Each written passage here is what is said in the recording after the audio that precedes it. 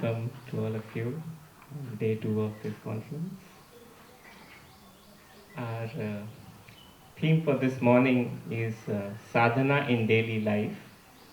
And this morning when I woke up, I was just reflecting on what happened yesterday, and I could pick, some threads, that connected to today's theme.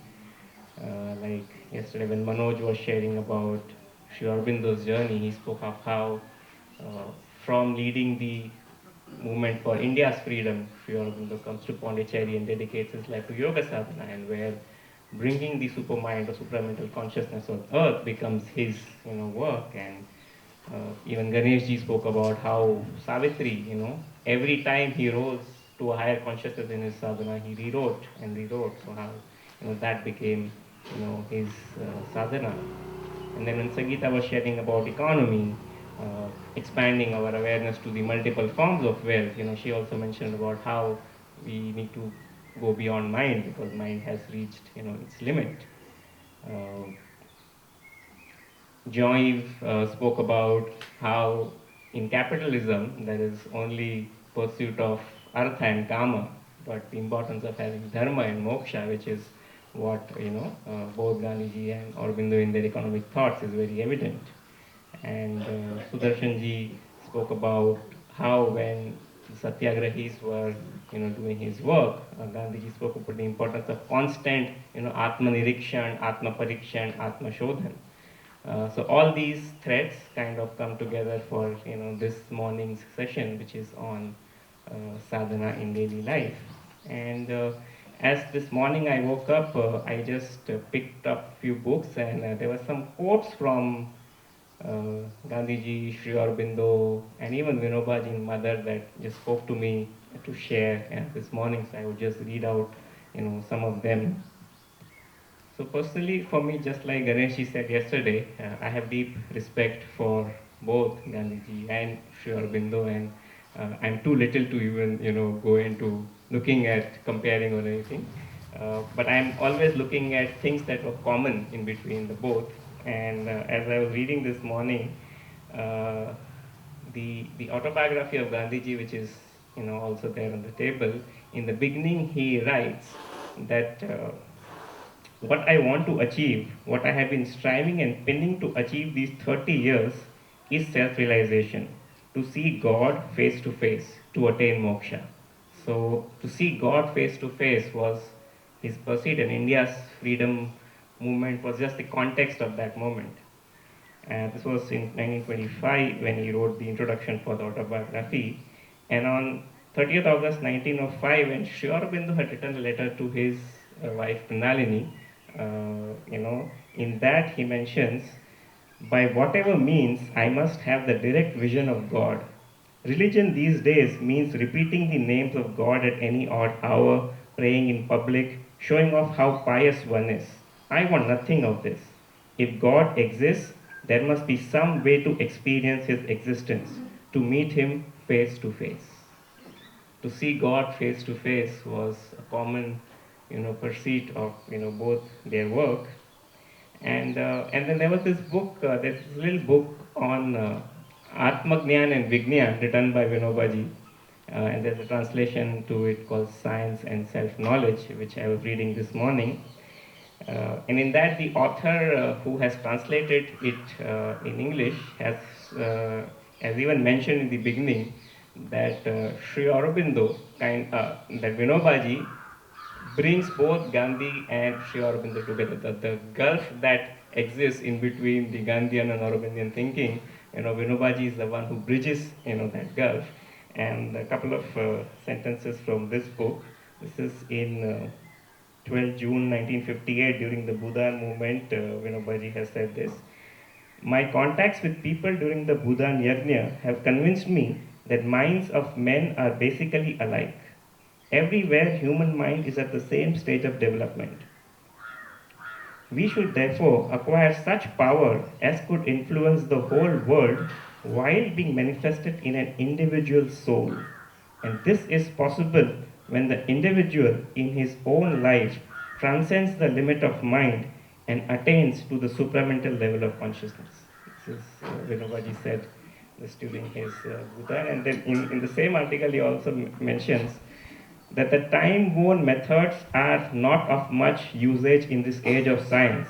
And when I say all these things, people complain that Vinoba has turned a follower of Sri Aurobindo. This thought, however, is not new to me, and he continues. And then he also says that supramental level is a metaphysical expression, but now we must have to take a more practical view of it to discover it in applications in an everyday life. And lastly, there's a quote by Mother on 27 March 1959 where she says, "By whatever name it is called, the supramental is a truth and a fact, and its reign is certain."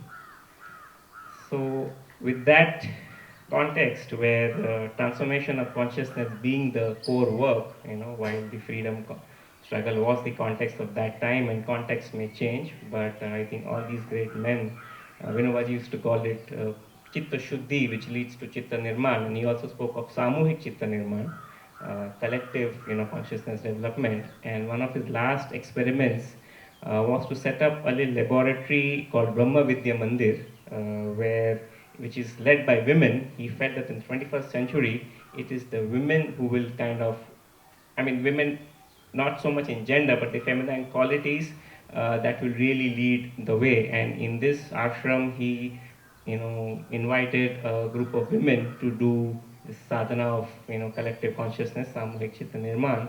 It's a 60-year-old experiment, still running. Personally, for me, my coming to Sri Aurobindo and Auroville also happened through that ashram. Before we begin today's session, there's a little 8-minute video which is about that ashram, and it brings the presence of some of those women who are doing this sadhana there. So we will have a look at that video and then we'll begin our day. In the quest to find Vinoba, my path took me towards Ponan. With few friends, we reached Brahma Vidya Mandir, a spiritual community, where for last 50 years, a group of women are doing collective spiritual practices. Like its name, it's truly a temple where one seeks the wisdom and experience of the Absolute, Brahma.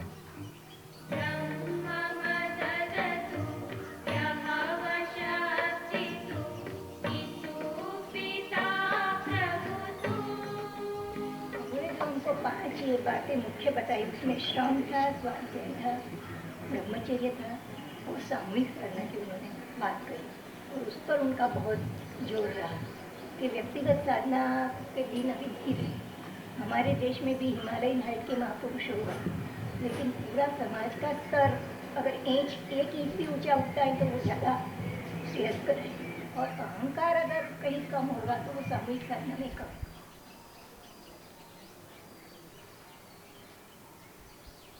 जहाँ खेती है वहाँ शांति है।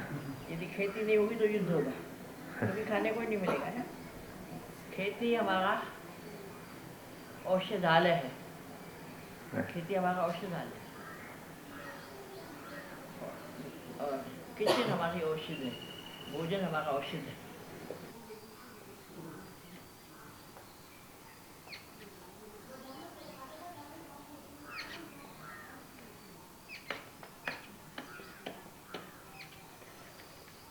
It is a spiritual laboratory वैसे। बाहर जो काम कर रहे हैं ना, that is extension, that work is extension, this is laboratory। क्योंकि यही हम चाहते हैं कि अंदर का जो talent आदमी का पड़ा हुआ है, latent talent in the minds of people should get evolved, they should get evolution। So subtle activities, कुछ काम हम करते चले जाए।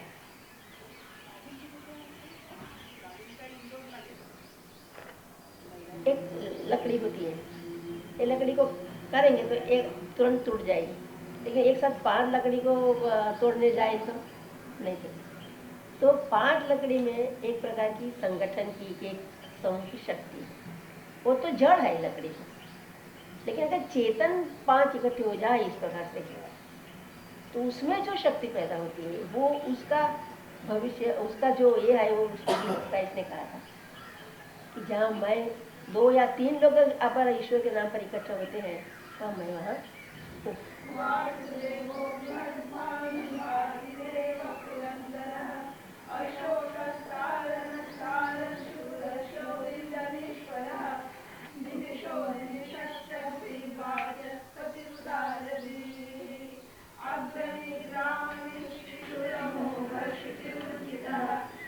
ये सेवा is not a physical thing, it is a mental attitude. और आपकी जो भावना है वो मुख्य वस्तु है।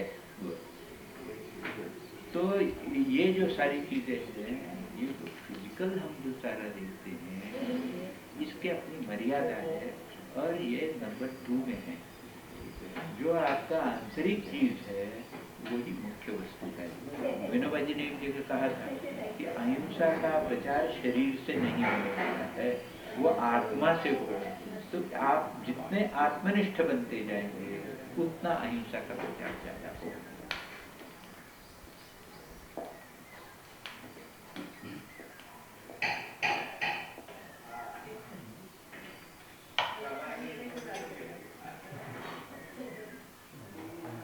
God is truth and God is love, ये दो ईश्वर के मुख्य दो गुण बताए गए जाते हैं। सत्य जो है ईश्वर का निर्गुण स्वरूप है, प्रेम जो है वो ईश्वर का सगुण स्वरूप है।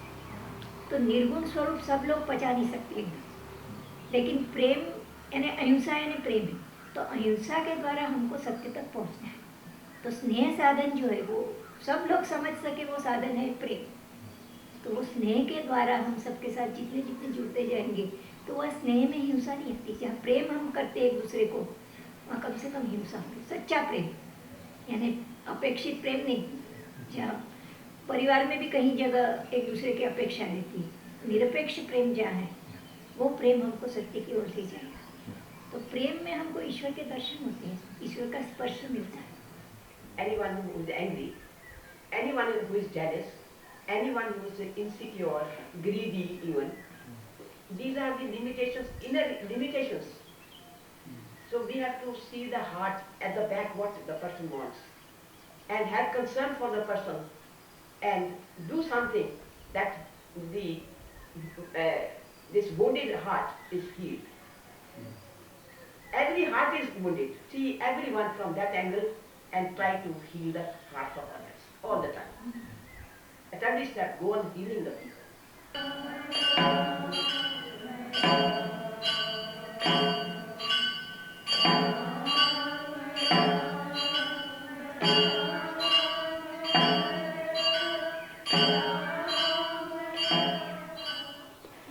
जी का एक वाक्य बहुत पहले सुना था, वो मुझे वैसा का वैसा याद रह गया कि उन्होंने कहा था कि आज तक की जो भारत की परंपरा है, आध्यात्मिक परंपरा रही है, गांधी जी उसका फल है, और नया समाज जो बनना है अभी सब है, उसका गांधी जी बीज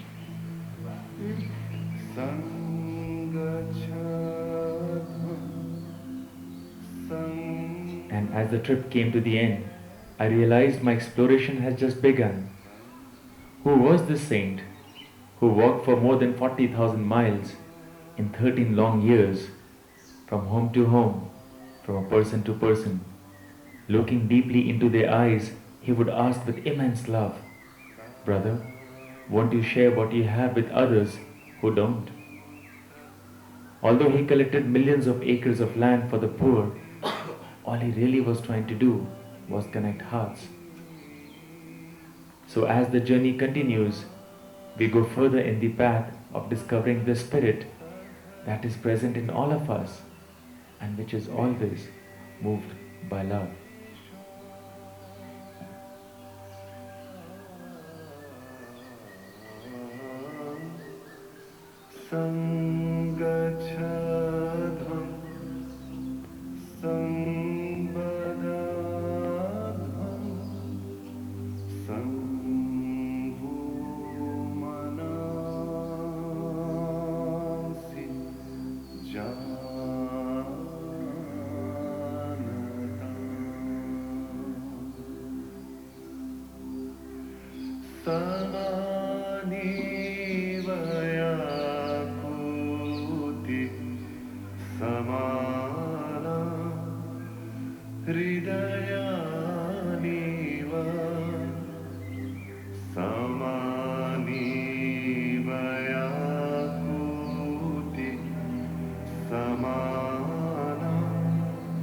हृदयानिव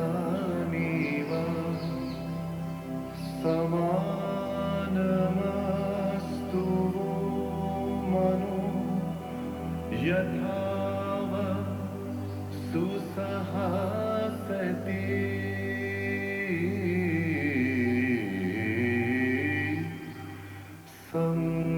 संगच्छध्वं संवदध्वं संवो मनांसि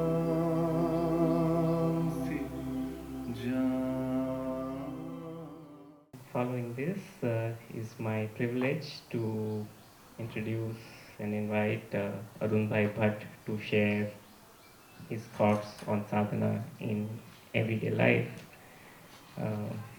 Brief introduction, Arun was born to parents who were actively part of the India freedom struggle. He spent much of his childhood in the jail, and then he studied in the Sevagram Nai Talim school, and then at the age of 19 dropped out of college to join Vinobaji's Buddha movement, and since then he has worked with him in Bhutan and then later Grandan and various initiatives, like he was part of the Shanti Sena, whole Sarvodaya movement. And then at some point when Vinobaji, what he called, he entered the subtle, he called Sukshmamay Pravesh, when he entered that phase, he also kind of withdrew from the outer work, but continues his inner work in subtle ways. He was married to Miraben Bhatt. Both of them were together working with Vinobaji. And I remember them sharing when they have two children, one son and one daughter, and daughter Amiben is here with us. So when the daughter was very small, they would kind of carry her in a piece of cloth, a sari, where each person would hold the cloth in one end, and with little Ami sleeping inside, they would walk during the Bhudan. And I remember one anecdote that he shared with me. As a parent, I was also having this question and answer with him and asking about, how important it is to be part of these social movements, and at the same time, you also have family responsibilities. So he told me one incident. He says Vinobaji once saw that children were calling him, and he was kind of attending to them, but also attending to the social work. So he called and said, भूदान यज्ञ चलाना और बच्चों को बड़ा करना समान है. To run a such a big movement like Bhudan or to raise children are actually similar. And then he said, Bhudan is easier because 9 o'clock Baba will switch off the light. Baji was called. Baba will switch off the light and sleep, but you may not get to sleep because the child wakes up. You may have to wake up again. So many such these little gems that I learned from him. It is one thing to learn Gandhiji, Vinobaji, Sri Aurobindo through books, but when we meet people who have worked with him closely, their living wisdom, really transforms in many ways. So it's an honor and a blessing to invite. शुरू में मैं हिंदी में बोलूँगा, अंग्रेजी में जानता नहीं, लेकिन आप में से आधे लोग हिंदी जानते हैं. जो लोग नहीं जानते हैं उनको देवेन समझाएगा अंग्रेजी में. कोशिश करूँगा. कोशिश ही होती है साधना के साथ. मैंने आज सवेरे कहा था कि साधना की नहीं जाती, होती है, तो कोशिश ही की जाती है. कोशिश जब मिटती है सहज साधना होती है. पंडित जवाहरलाल नेहरू प्राइम मिनिस्टर थे, पहले सबसे पहले प्राइम मिनिस्टर हुए.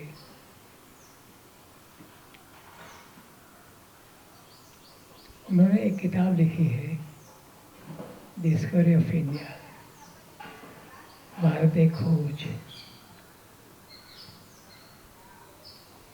उसमें पूरे इतिहास, भारत का इतिहास लिखा हुआ है। उसमें अकबर बादशाह का एक चैप्टर आता है। कोई 10-15 पन्ने होंगे उसके। उसमें एक छोटा सा पैराग्राफ आता है कि उत्तर प्रदेश में तुलसीदास जी नाम के एक संत हुए। उन्होंने रामचरितमानस की रचना की और उत्तर प्रदेश में, हिंदी भाषी प्रदेशों में वो गांव-गांव में चलता है रामायण। कल राम का दिखाई था नाटक हमने तमिलनाडु में तक 15 पन्ने उसके अकबर बादशाह के, कितना बड़ा बादशाह हुआ और कितने अच्छे काम किए, सर्वधर्म समन्वय का वगैरह का सबका इज्जत किया उन्होंने। और फिर अकबर के ज़माने में तुलसीदास नाम के एक संत हो गए और आज भी भारत में वो पढ़ा जाता है हिंदी भाषा में। तो पंडित जी जब नेहरू से ये विनोबा से मिलने के लिए आए तो विनोबा ने पूछा, उनका एक तरीका था, बोलने का तरीका था। वो डायरेक्ट नहीं बोलते थे, सांकेतिक बोलते थे, संकेत से। पूछा विनोबा ने पंडित जी से कि आपने लिखा है ऐसा, अकबर के ज़माने में तुलसीदास जी नाम के संत हो गए। तो मेरा प्रश्न ये है कि अकबर के ज़माने में तुलसीदास हुआ कि तुलसीदास के ज़माने में अकबर हुआ? बस उतना ही प्रश्न पूछा। और एक जगह उन्होंने कहा, विनोबा ने कहा कि मतलब कि ये जवाब दिया उन्होंने, पंडित जी ने, कि बादशाह जो इतिहास लिखा जाता है वो बादशाहों के आसपास में लिखाया जाता है, इसलिए मैंने ये लिख दिया है। विनोबा कहते हैं कि मेओ की बस्ती दिल्ली से दूर 15 किलोमीटर दूर, वहाँ जाकर के मैं पूछा, मैं अपनी बात समझाना चाहता था तो उनको पूछा कि आपने अकबर बादशाह का नाम सुना है? तो उन लोगों ने कहा कि हमने सुना नहीं, एक भी नहीं सुना, किसी ने नहीं सुना। तो कहा कि नहीं सुना। सब लोग मस्जिद में से बाहर आए और पूछा तो विनोबा ने कहा कि मुसलमानों की बस्ती, मुसलमान बादशाह, दिल्ली से नज़दीक, दिल्ली में उसकी हुकूमत थी, लेकिन उसको कोई जानता नहीं। और तुलसीदास जी को जानते हैं आप? हाँ, हम जानते हैं, तुलसीदास को जानते हैं। पूछा सभा से, तुलसीदास को जानते हैं? हाँ जानते हैं। कबीर को जानते हैं? हाँ जानते हैं।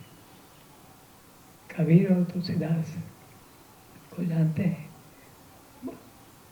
बादशाह अकबर को नहीं जानते हैं। इतना बड़ा आदमी था, लेकिन फिर भी उसको नहीं जानते लोग। सोचा जो थी विनोबा की वो ये थी कि भारत के लोग संतों को जानते हैं, बादशाहों को जानते नहीं। बादशाह खत्म हो जाते हैं, उसके ज़माने में वो प्राइम मिनिस्टर होंगे या जो भी होंगे, कितने प्राइम मिनिस्टर आए और गए, लेकिन लोग जानते नहीं उनको। प्राइम मिनिस्टर हो, दूसरे मिनिस्टर हो, तीसरे मिनिस्टर हो, जो भी हो।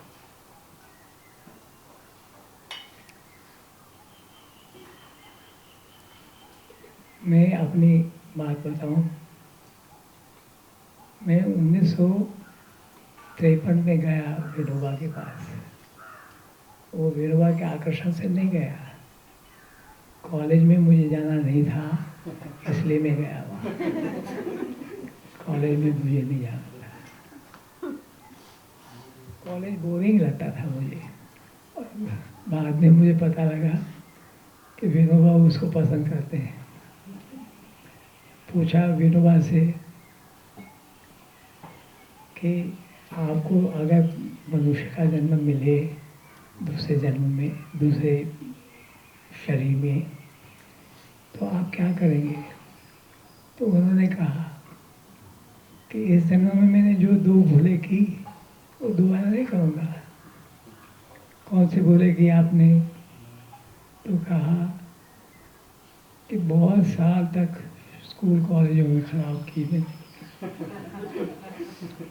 स्कूल कॉलेजों में बर्बाद किया। अगला जन्म में मिलेगा तो मैं नहीं लूँगा।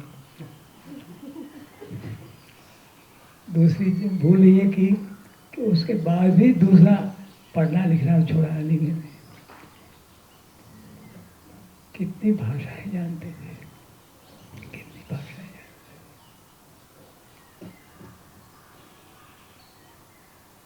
पूछा, वेलूर जेल में गए थे, पूछा उससे कि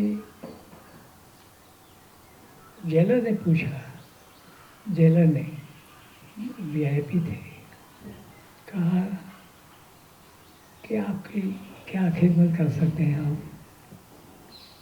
राष्ट्र के बहुत बड़े पवित्र मनुष्य थे, क्या सेवा कर सकते हैं?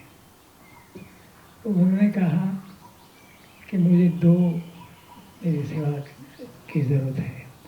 एक तो हजाम चाहिए मुझे, दाढ़ी मूछ खत्म कर दे, बाल खत्म कर दे, और दूसरा चाहिए मुझे, मैं यहाँ आया हूँ दक्षिण भारत में, तो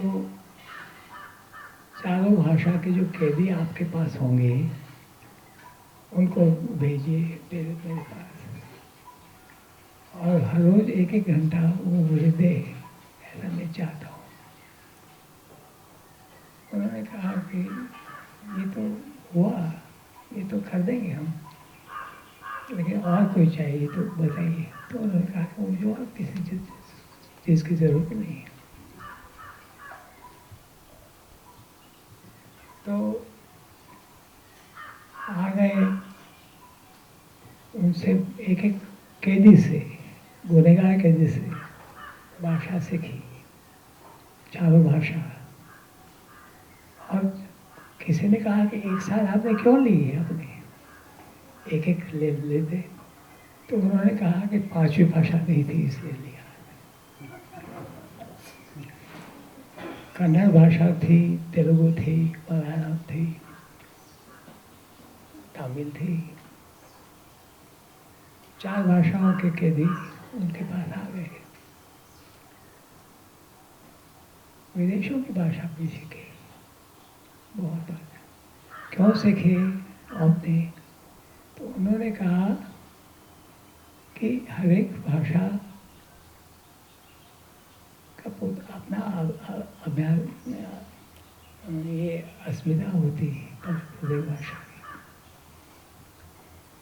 तो इसलिए मैं उन भाषाओं के धर्मग्रंथ पढ़ता हूँ।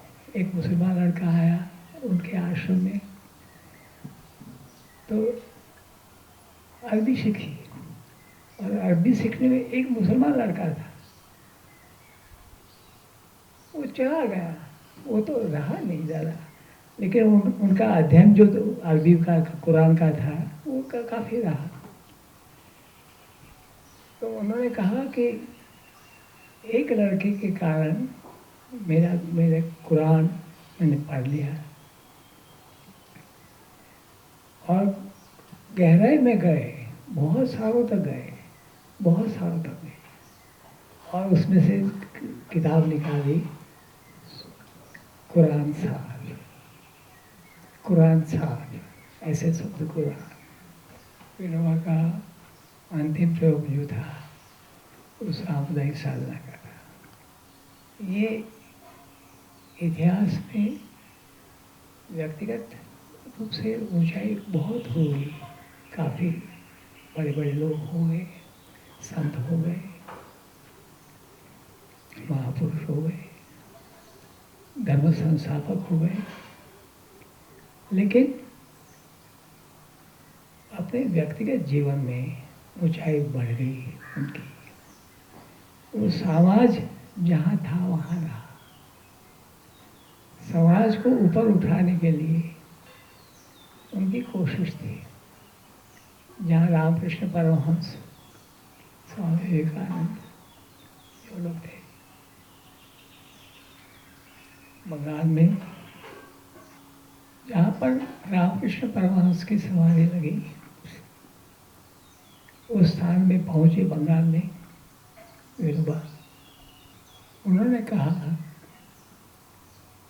कि व्यक्तिगत साधना समाधि लगी उनकी, लेकिन सामाजिक साधना होनी चाहिए।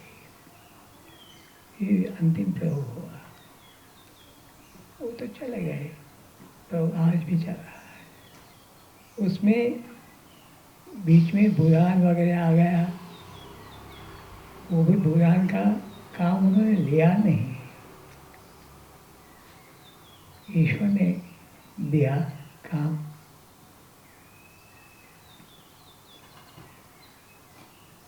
जिस दिन सबसे पहले भूदान प्राप्त हुआ, ये इतिहास में मैं नहीं जाऊंगा, खूब पूरे इतिहास में भूदान किया, लेकिन इतिहास जिसके कारण बना वो मैं कहानी सुनाता हूँ।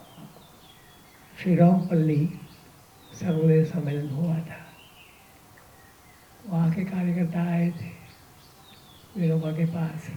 उस समय उनका कांचन मुक्ति का प्रयोग चल रहा था। कांचन मुक्ति, पैसा नहीं। वो तो हमेशा कहते थे कि बाजार से मुक्त हो। बाजार, एक बाजार का जोर, मल्टीनेशनल के कंपनियों का जोर, जैसे मगर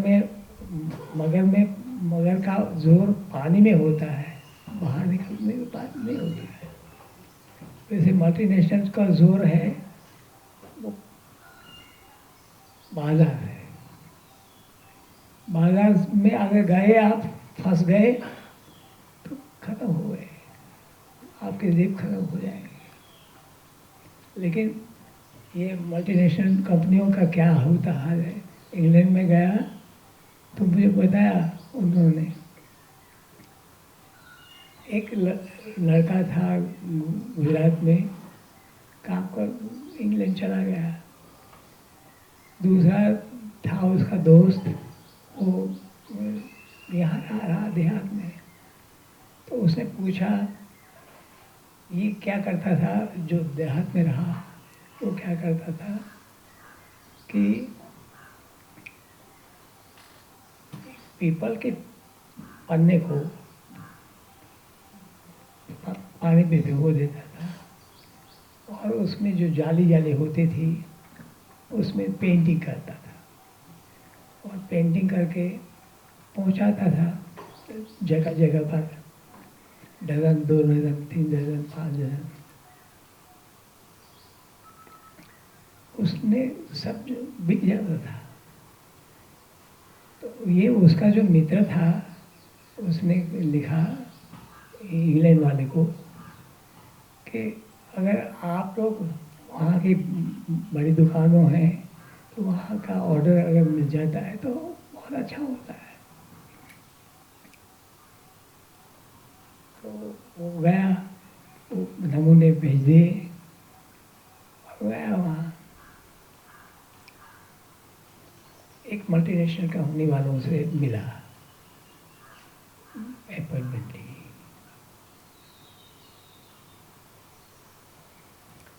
मल्टीनेशनल कंपनी वालों ने कहा कि आपका ये हमको आइए फलां अपॉइंटमेंट दे दी और गया वहाँ।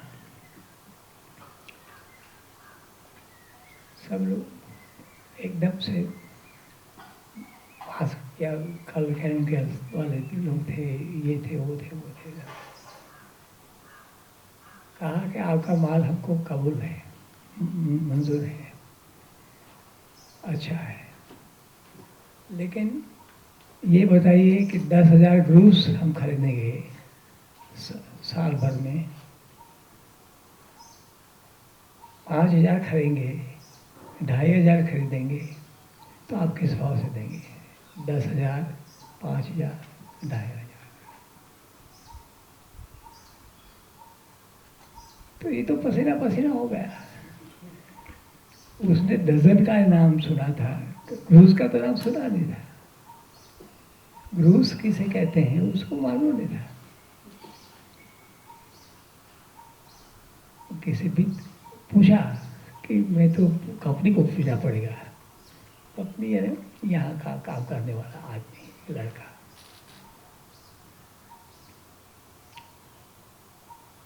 ये टेलीफोन सरकार दिया, कीजिए टेलीफोन। कहा मैं भूल गया टेलीफोन डायरी लाना, कीजिए आप, घर घर फोन कीजिए। वो किसी तरह से पसीना पसीना होकर निकला बाहर। मल्टीनेशनल, उन्होंने कहा, उसके शब्द है, अगर इन लोगों की ज़रूरतें मैं पूरी करने लगूंगा तो भारत में एक भी पीपल का पेड़ बचेगा नहीं, एक भी पीपल का पेड़।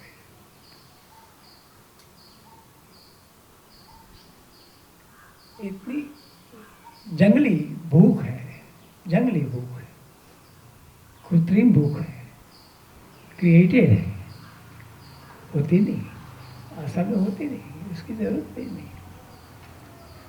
पत्ते या वहीं पेड़ पर अच्छे लगते हैं, उसमें काट करके ले आओ और अपने जाली बनाओ, पानी डूबो, सारा बहुत क्रूर है।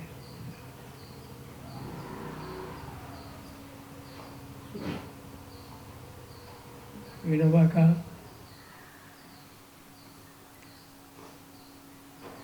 बाजार मुक्ति, ये जब तक सधेंगे नहीं। अहिंसा, प्रेम, करुणा, सत्य, प्रेम, करुणा, ये उनका मंत्र था। चित्त शुद्धि हो, किसी भी हालत में चित्त शुद्धि हो, योग से हो, जिससे भी हो, समुदाय के सामाजिक तौर पर हो।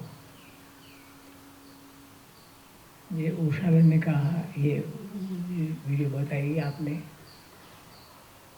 देवेंद्र ने बताई,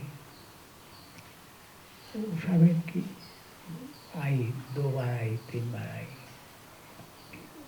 गौतम भाई भी आए, निर्मल भाई भी। तो उन्होंने कहा, एक पूरा हिमालय काट करके बिछा दे भारत की भूमि पर, 1 इंच भी जमीन बढ़े, 1 इंच भी बढ़ेगी ऐसा नहीं लगता, पूरा हिमालय।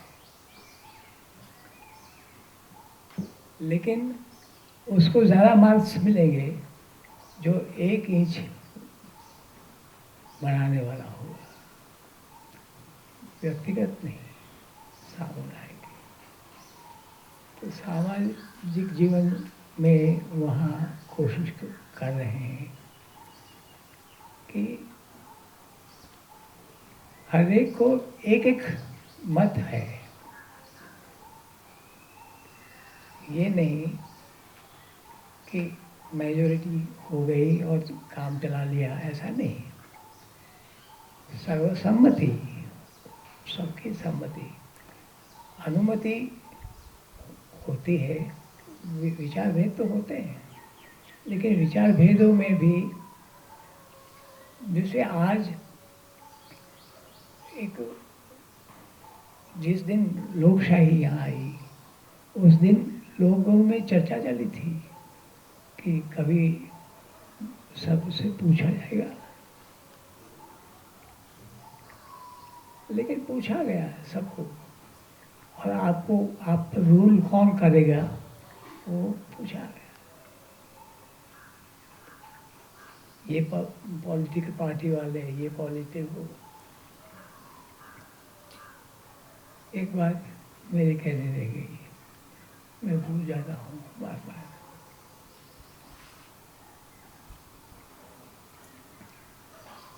विनोबा जी के पास जब गया मैं, तो मैंने जैसे कहा कि आपको कि मैं खुद होकर नहीं गया था, कॉलेज छोड़ना था इसलिए गया था, विनोबा का आकर्षण से नहीं गया था।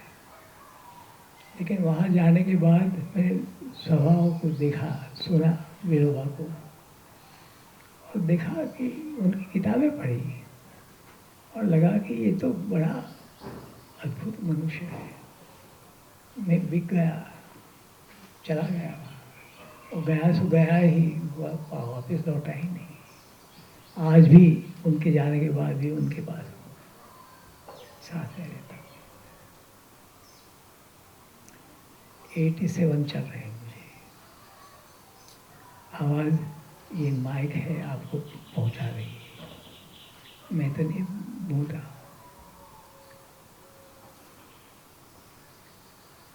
विनोबा के विचार आचार वगैरह मैंने बहुत करीब से देखा, करीब से देखा।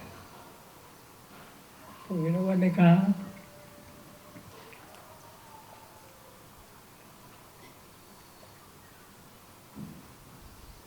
कि अरुण अंतर्यामी हो गया। ये पॉलिटिकल पार्टी वाले लोग आते थे, पॉलिटिकल पार्टी वाले, और कहते थे कि हमारी पार्टी ने रेजोल्यूशन किया है कि हम ये काम करेंगे, वो काम करेंगे, आपके आशीर्वाद के लिए आए हैं, आप आशीर्वाद दीजिए, मार्गदर्शन कीजिए हमारा। तो बाबा ने कहा कि मैं करूँगा, ये आपका आशीर्वाद है बाबा का, करो काम तुम। तो मैं समझता था कि बाबा के समझते नहीं, विनोबा समझते नहीं, और मैं समझता हूँ ज़्यादा, ऐसा मैं समझता था। तो विनोबा को मैंने उनको एक बार शांति से कहा कि इन लोगों के मन में तो पॉलिटिक्स पड़ा हुआ है, और आप भोले भाव से सबको आशीर्वाद देते रहते हैं, तो आपको ज़रा संभालना चाहिए। ऐसा भी नहीं, एक जवानी होती है, मेरी जवानी बोल रही थी 20 साल की उम्र में। मैंने पूछा, मैंने कहा कि आपको संभालना चाहिए। मेरा भाषण सुनने के बाद कहा विनोबा, अरुण अंतर्यामी हो गया, अरुण अंतर्यामी। अंतर्यामी तो एक ईश्वर है, ये उनका तरीका था इनडायरेक्ट कहने का। लपड़ मारी थी, लपड़ मारी थी, लेकिन अहिंसा की लपड़ थी वो, अहिंसा लपड़ थी। कितनी मधुर होती है अहिंसा की लपड़। एक ही वाक्य, 3 शब्द, अरुण अंतर्यामी हो गया।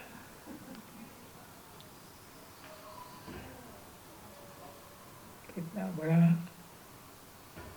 उसके बाद कभी भी दूसरे के मन में क्या है जानने की कोशिश मैंने नहीं की।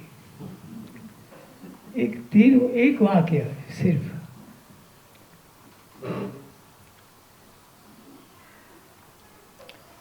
इसके मन में क्या पड़ा है, इसके मन में क्या पड़ा है, इसके मन में क्या पड़ा है, देखने की इच्छा नहीं हुई। ये उनका तरीका था परोक्ष। उन्होंने एक मंत्र बनाया है, कालजारणम स्नेह साधनम कटुकवर्जनम गुण निवेदनम। कालजारणम स्नेह साधनम तत्वर्जनम गुण निवेदनम। गुणों का ये माधवदेव का वाक्य है। माधवदेव आसाम के साथ हो गए, काल जीने का रहा है सबको। हम जब बैठे हैं सब के सब लोग, एक एक दिन बढ़ता है और आयुष कम होता है, जीवन खत्म होता है। अरे तब पल पल घटत छीन जात न लागे बार, नहीं ऐसो जन्म बारंबार। फिर हमारे से पूछा कि आप ये इमरजेंसी तो है लेकिन इमरजेंसी नहीं, कभी मरने वाले ना हो ऐसी इमरजेंसी नहीं। और क्या कहा, बीच गाँव में एक छोटा सा, आप उसको फॉलो करेंगे? कोशिश करते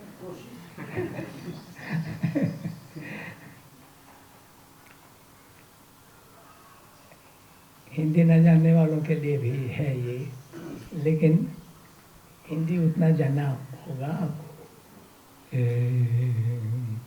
शुभ मंगल हो, शुभ मंगल हो, शुभ मंगल हो, शुभ मंगल हो, शुभ मंगल मंगल मंगल हो, मंगल मंगल मंगल हो, शुभ मंगल हो, शुभ मंगल हो, शुभ मंगल मंगल मंगल हो। गति मंगल हो, प्रीति मंगल हो, गति मंगल हो, प्रीति मंगल हो, गति मंगल हो, प्रीति मंगल हो।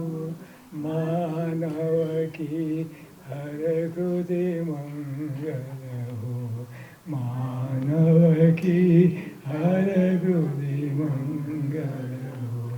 शुभ मंगल हो, शुभ मंगल हो, शुभ मंगल मंगल हो। नव मंगल धरती मंगल हो, नव मंगल धरती मंगल हो। धरती का कण कण मंगल हो, धरती का कण कण मंगल हो, धरती का कण कण मंगल हो, धरती का कण कण हो। शुभ मंगल हो, शुभ मंगल हो, शुभ मंगल मंगल मंगल हो। मति मंगल हो, प्रीति मंगल हो, मति मंगल हो, प्रीति मंगल हो, मति मंगल हो, प्रीति मंगल हो, मति मंगल हो, प्रीति मंगल हो। मति मंगल हो, प्रीति मंगल हो, मति मंगल हो, प्रीति मंगल हो, मति मंगल हो, प्रीति मंगल हो, मति मंगल हो, प्रीति मंगल हो। जीवन का क्षण क्षण मंगल हो, जीवन का क्षण क्षण मंगल हो। नाही नाही भय হবে হবে জয়, খুলে যাবে এই দ্বার। যাবে এই রানা হীরাই ভাই জানি জানি তোর বন্ধনা তোর ছিঁড়ে যাবে এইবার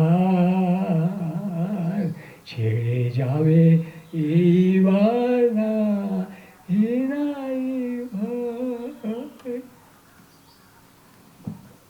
किसी ने पूछा कि आपका सॉफ्ट कॉर्नर है पंडित जी के बारे में। उन्होंने कहा कि मेरा सबके बारे में सॉफ्ट कॉर्नर है, कॉर्नर नहीं है, whole heart is soft. Whole heart ऐसा मेरे लिए ये प्रश्न जो है पूछा है बहुत सॉफ्ट हो गया है। एक दो क्षण के लिए, एक दो प्रसंग के लिए, मोमेंट के लिए नहीं रहा। When I do this, and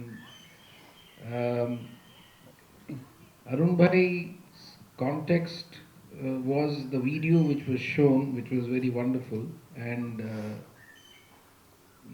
Arun Bhai started saying that sadhana is done.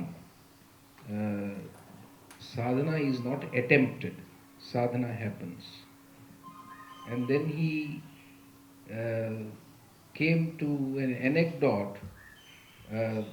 Once Pandit Jawaharlal Nehru came to Vinoba, and he was aware about Jawaharlal's work on discovery of India, where he has written about 15 pages on the Akbar Badshah. And he wrote, while writing about Akbar, a paragraph which said that there was also a saint called Tulsidas in Akbar's time, and he was highly influential. So Vinoba asked Jawahar, why is it that you wrote that in Akbar's time Tulsidas was there? Why you did not say that in Tulsidas's time Akbar was there? So Jawahar was defensive and said, it so happens that you are taught to write history in that fashion after the kings and the monarchs and not the saints. So that was a very subtle way. Vinoba had this very subtle way of communicating things. And then Vinoba's personal experience was about 15-20 kilometers around Delhi. He met a Muslim community to whom he asked, do you know that Akbar Badshah ruled the Delhi kingdom, the country's kingdom, and none of those relatively illiterate kind of people responded that no, we do not know that some Akbar Badshah ruled this country. Then Vinoba asked them, do you know about Tulsi? They said, yes, we know about Tulsi and Kabir. So the people in this country do remember the saints. I think that is a very, very important point. And of course, everybody perhaps understood this, that Arun Bhai left college and joined Vinoba. Not that he loved Vinoba more or was fascinated by Vinoba. He was bored with the college. So he decided to go to Vinoba. That was an escape route. But then he fell in love with Vinoba and never returned. So that's his disposition as what happened. And Vinoba actually said that you made a mistake. I wouldn't do two mistakes in my life. Which are these two mistakes you did? He said, one, I wasted a lot of my years in schools and colleges. If I am born again, I wouldn't do it. And the second mistake I did was that I learned so many languages, I wouldn't have done it. That must have been in a lighter vein. Because when he was jailed, Vinoba was jailed, he was put in a South Indian jail. So the jailer was, very sort of, because this was an honorable guest actually, not a prisoner. So the jailer asked, sir, what can I do for you? He said, no very specific service. I would be very happy if you send me 4 prisoners knowing 4 different South Indian languages. And they would be with me 1 hour every day. And that's how Vinoba picked up all the 4 South Indian languages. Somebody asked him, why you only asked for 4 people and why not more? He said there was no 5th language in South. So otherwise I would have got the 5th person as well. He was fascinated. He learnt about, not only he learnt, I think he spoke almost all Indian languages. He also had acquired foreign language skills. And this he said that he learnt it through the readings of the religious texts. There was an Arabic boy who came and lived with Vinoba, and Vinoba learnt Arabic, and then he, through Quran, and he went into such depths that Quran Sar, then he wrote Quran Sar. He was a scholar in his own right. He wrote Quran Sar, which is perhaps one of the best texts for any non-Muslim to read and understand what is there in Quran. So these are some of the experiences. His another observation was, I think the film talked about Usha Vora and Gautam Bajaj, both were shown repeatedly, and their message was that there has to be collective sadhana. And this insistent on collective sadhana is that an individual sadhana can achieve Himalayan heights, yet it remains very limited to individual.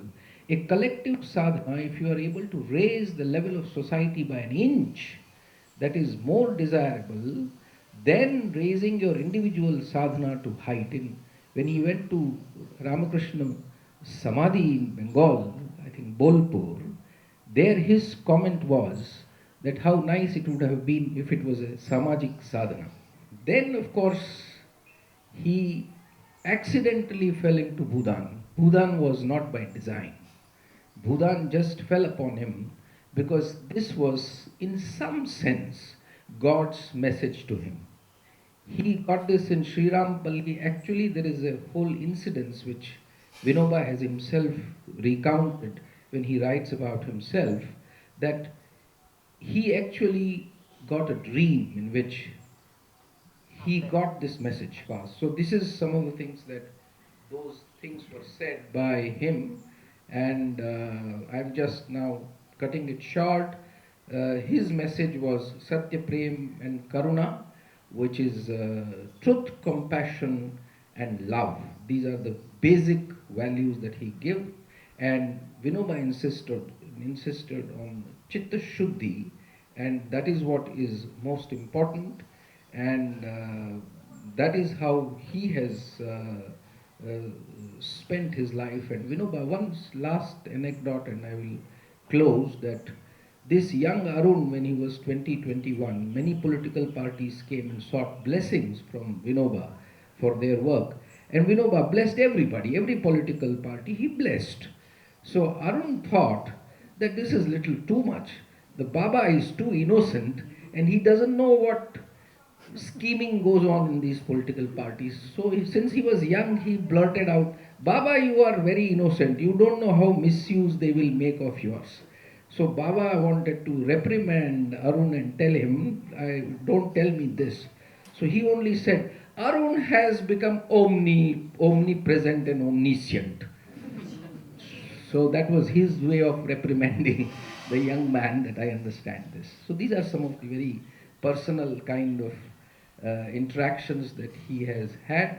And I think finally the message has been that it is just that you have to try for this collective sadhana, which is the message, and the basic values which you want to do is Satya, Prema, Karuna. Thank you. Thank you, Baba.